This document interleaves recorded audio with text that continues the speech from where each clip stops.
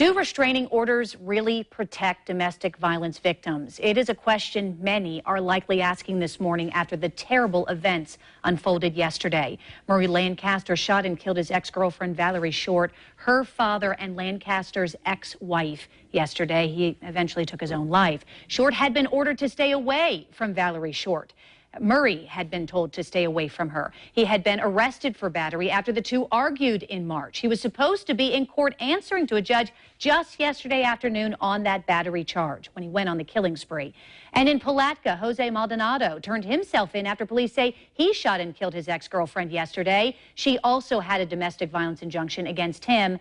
And then just last year, that same kind of tragedy, James Cooley is awaiting trial right now for the shooting deaths of his estranged wife, Amanda, and her friend in St. Johns County. On the day of the shootings, he went to court and pleaded no contest to violating a protection order meant to keep him away from her.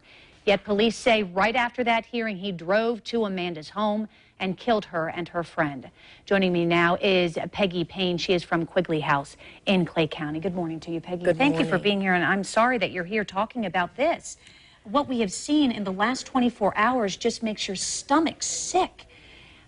Is this a setback for women who are living in violent, relationships where now they feel they may not get the protection that they need by going to court and getting a restraining order? Well, I think what people need to understand is the only time we hear about the failure of protective orders or no contact orders is when a tragedy like yesterday happens. There's thousands issued every day across this country that work, and we don't hear about those. We only hear about the ones where the perpetrator decides it doesn't apply to them anymore. So with restraining orders then, yes.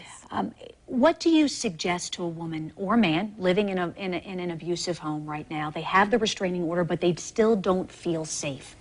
What do they need to do? Because the reality is the police can't be there every day to protect them. No, they can't, and the reality is it's a piece of paper. It's not bulletproof and it's not magic. It's a tool that we can use to assist law enforcement and to protect ourselves. Every time there's a violation, you need to call. Sometimes you think, okay, they left, I don't have to call. But if you keep that documented, even if you do it on a calendar, say, he called today, he texted today, she called, she came to where I worked, I didn't talk to her, but if you document all of that, it leaves a record. And using that protective order or no contact order as a tool to enforce what the laws in the state of Florida say, that will assist. The reality is, just like that happened yesterday, he decided that repercussions did not apply to him. It didn't matter. The laws didn't apply. In your experience, do you find, because of course we had heard that Valerie Short had been receiving a number of phone calls then from Murray Lancaster and had been ignoring them because of the no contact order, and yet this happens. There's probably no way of knowing for certain what someone is capable of doing.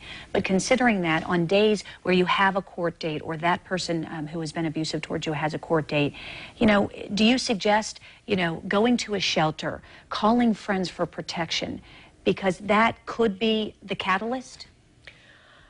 I wouldn't suggest calling friends for protection because we saw what happened St. Johns to the County. father. Well, the father yesterday who had helped protect his daughter, and he became part of the problem in the perpetrator's mind. We don't know what triggered it all. We can only speculate at this point. And when we're speculating, we know that on court dates, people are anxious. He'd already lost his job.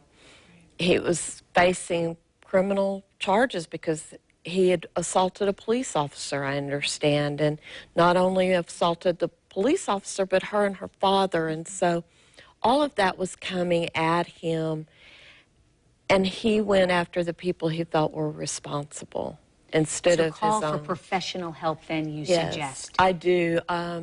many times, you know, as domestic violence programs, we do the best we can to keep the people safe. We can't guarantee it either because we're not law enforcement. But you can't keep living in that situation. Peggy, thank you so much for being Thank here. you. Do appreciate it. Again, the number for the Quigley House Crisis Intervention Hotline is 904-284-0061. Even if you don't live in Clay County, you can call that number and they will send you to the right county to get help that you need. If you've missed any part of this interview, you can watch it online at news4jax.com. You can expect to see it up after we get off the air at about 10 o'clock in the morning.